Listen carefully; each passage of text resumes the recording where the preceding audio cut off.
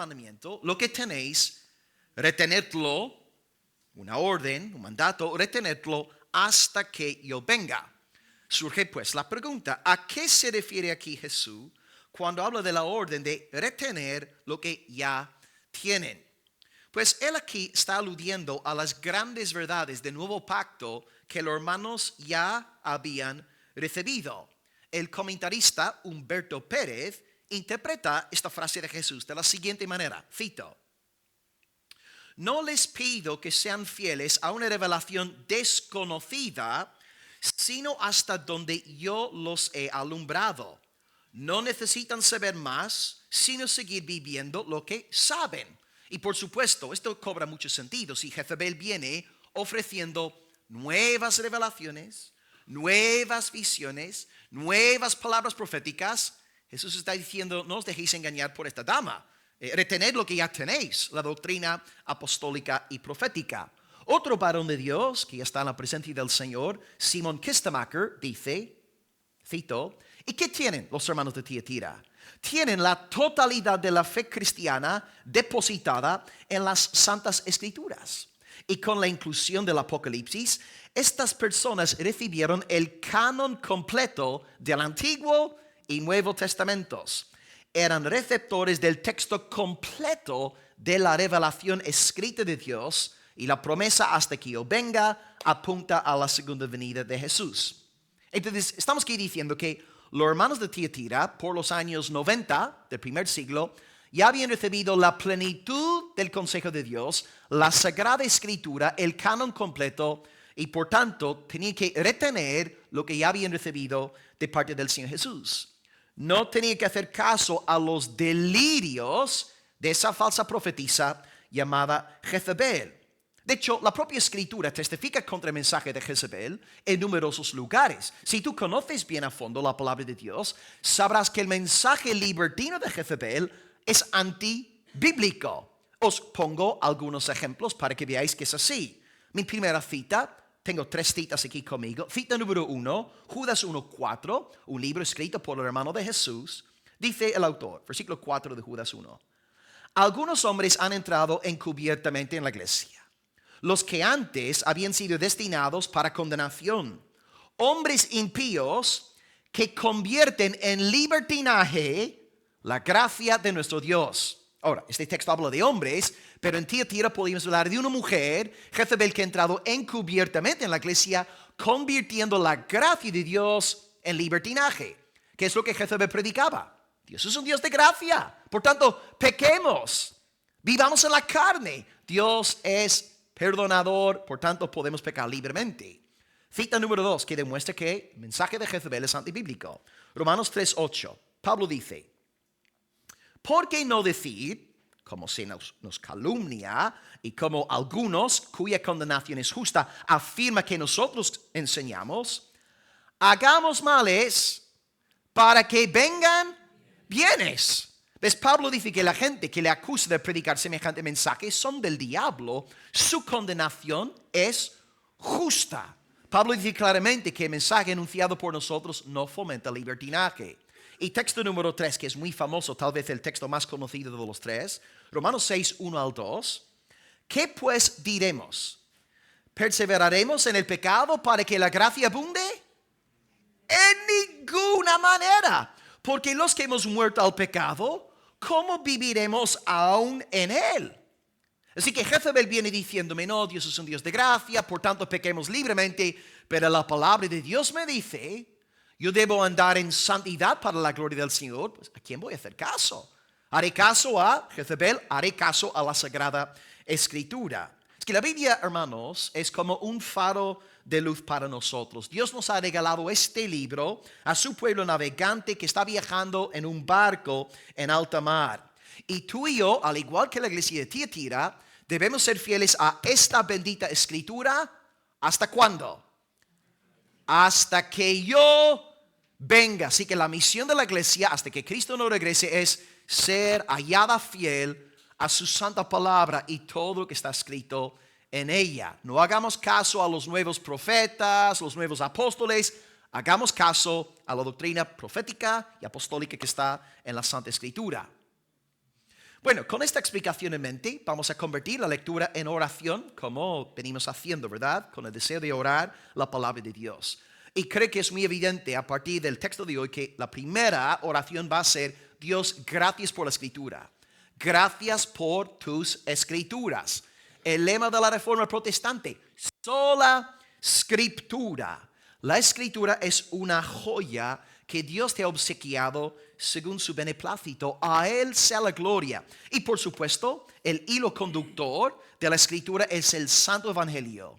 Jesucristo murió por los pecadores, resucitó al tercer día, y todos aquellos que creen en Él, arrepintiéndose del pecado, serán salvos eternamente, recibiendo perdón de los pecados y el don de la vida eterna. Demos las gracias a Dios por un libro en blanco y negro. Porque en esta tarde yo os estoy predicando, ¿verdad? Pero ¿cómo tenéis vosotros la seguridad de que estoy enseñando bien la revelación de Dios? Porque tenéis en casa o tenéis ahí con vosotros mismos un ejemplar de la Biblia que podéis consultar para poner a prueba la predicación, como los bereanos cuando Pablo predicó entre ellos. Estimados, ya que la Biblia es un regalazo de Dios, estudiémosla, memoricémosla, amámosla, defendámosla. Gracias Dios por la Sagrada Escritura. Amén. Oración número 2. Padre, guárdanos por favor de los falsos profetas. Guárdanos de los falsos profetas. Cuando uno lee la Biblia, vemos falsos profetas en el Antiguo Testamento. Luego vemos falsos profetas en el Nuevo Testamento. Y dicho sea de paso, solamente en este capítulo 2 de Apocalipsis, nos hemos topado con los judaizantes, nos hemos topado con los Nicolaitas, nos hemos topado con la doctrina de Balaam, y como si fuera poco, nos hemos topado con la doctrina de Jezabel. En un solo capítulo, 4 grupos falsos diferentes nombrados. Y hoy día no hay que nombrar a los falsos profetas, no hay que dar nombres, eso es falta de amor. ¡Qué tonterías, hermanos! ¿Acaso somos más buenos que el Espíritu Santo? El Espíritu Santo nombra a los falsos profetas. Y hoy, 20 siglos más tarde, tú pensarías, ¿no? Yo leo la Biblia, veo todas las advertencias acerca de los falsos profetas y saco la conclusión de que, qué bien, en 100 años a partir de hoy no habrá más falsos profetas en la iglesia. Porque ya hemos sido advertidos, ¿verdad? Pero hermanos, 2026, la lista es interminable. Anoche estuve con el pastor Edgar Escobar, él es colombiano pero ministra en Estados Unidos. Y hermanos, él me citó una lista de hombres falsos profetas, mujeres falsas profetisas. Aprendí muchos nuevos nombres. La lista es interminable en nuestros días. Y debemos orar al Señor para que nos guarde. Debemos tener cuidado con los predicadores que estamos escuchando entre semana online. Y también hoy hay que reconocerlo, lo difícil que es encontrar una iglesia que predique la Biblia. No, lo que os he dicho en varias ocasiones, el mensaje más común que me reciben, que me envían entre semana: pastor, por favor, ¿puedes recomendarme una iglesia sana en dicha ciudad? Ayer me pidieron por Canarias, ¿verdad? Hay una sed. Hay gente que necesita la palabra de Dios y van a la iglesia, ¿y con qué se encuentran? Pues con el circo, con el show, con el espectáculo, con tonterías. ¿Dónde está la predicación de la palabra? Así que Dios nos ayude a alejarnos de estos falsos profetas.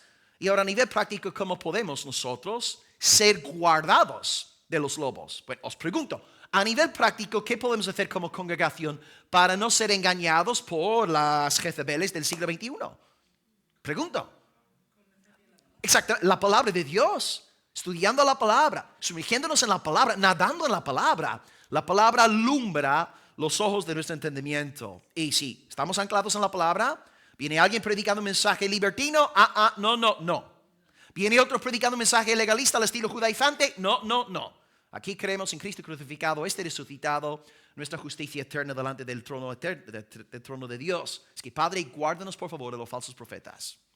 Tercera oración en esta tarde: Padre, gracias por tu gracia. Gracias por tu gracia. Porque el texto dice: lo que tenéis, retenedlo hasta que yo venga. Lo que tenéis. ¿Quién les dio a los tirenos lo que tenían? Pues Dios.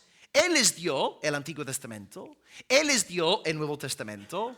Él les dio el Evangelio, Él les dio la salvación, Él les dio una iglesia local en la cual congregarse. Dios es el autor de la gracia salvífica. Y es más, agrego también que Dios también es el autor de toda gracia, no solamente la gracia salvífica, la gracia común es de Dios. Esa comida que hay en tu nevera, que vas a cenar esta noche, ¿de quién es esta comida? El Señor te lo dio. Estos 5 euros que tienes ahí en el bolsillo, 10, 20 euros, el billete que tienes ahí en el bolsillo, ¿de quién es este dinero? Es Dios. Dios te ha dado todo esto por su gracia común. Todo lo que tenemos es por la gracia de Dios. Lo recibimos como de parte del Señor. Así que la salvación la recibimos de parte de la gracia del Señor. La Biblia la recibimos de parte del Señor. La comida la recibimos de parte del Señor. La tarde de cumpleaños que me vais a regalar después del culto de hoy, la recibo de parte de la gracia divina. Todo es por gracia. Amado Padre, gracias por tu gracia. Así que hemos recibido lo que hemos recibido por la gracia de Dios. Y de hecho, como Jesús dice, retened lo que ya tenéis. Si en nosotros está el deseo de retener lo que ya tenemos, es por la gracia de Dios. Porque ¿quién obra en nosotros así el querer como lo hace la buena voluntad del Señor? ¿Te das cuenta? Todo es por gracia, fuera jactancia. A Dios sea la gloria por su soberana gracia. Y número 4, para terminar antes de orar. Padre, por favor, líbranos de abusar de tu gracia. Líbranos de abusar de tu gracia. Anotad los 3 versículos que antes cité en la exposición. Judas 1:4, Romanos 3:8, Romanos 6:1 al 2. 3 textos que se oponen radicalmente a la predicación, a las profecías de Jezabel. Dios no quiere que torcemos su gracia utilizándola como un pretexto para vivir en pecado. Y no solamente debemos pensar en pecados escandalosos como los de Jezabel, ¿no? La fornicación, ir a templos e ídolos para adorarlos. Todo tipo de pecado. Podemos no solamente justificar la fornicación apelando a la gracia, pero incluso la tibieza espiritual, el no buscar a Dios, el ser un cristiano apático, en efecto, ¿no? Como frío, negligente en sus deberes espirituales. Hasta esto a veces lo podemos justificar diciendo, bueno, no pasa nada porque Dios es un Dios de gracia. Cuidado, porque si empezamos a descuidar esa obra preciosa del Señor en nuestras vidas, apelando, bueno, Dios es un Dios de gracia, así que hoy no voy a orar, hoy no voy a estar con la palabra, esta semana no pienso congregarme. Si empezamos con cosas pequeñas, el año que viene serán cosas más grandes. Y en 2 años ya llegaremos a estas alturas, ¿no? De Jezabel. Así que cuidado con esto. Que siempre vivamos sujetos al Señor, buscando glorificar su nombre por su obra de gracia en nosotros. Que nadie aquí abuse de la gracia salvadora y sustentadora del Señor. La gracia es para que seamos purificados y santificados, no para que pequemos. Y con esto en mente, pues podemos dirigirnos al Señor en oración. Y repito la lista de 4 oraciones. 1, Padre, gracias por la Escritura. Número 2, Padre, guárdanos de los falsos profetas. 3, Padre, gracias por tu gracia, tanto la salvadora como la común. Y número 4, Padre, líbranos de abusar de tu gracia. Y la iglesia de Dios dice, amén, gloria al Señor.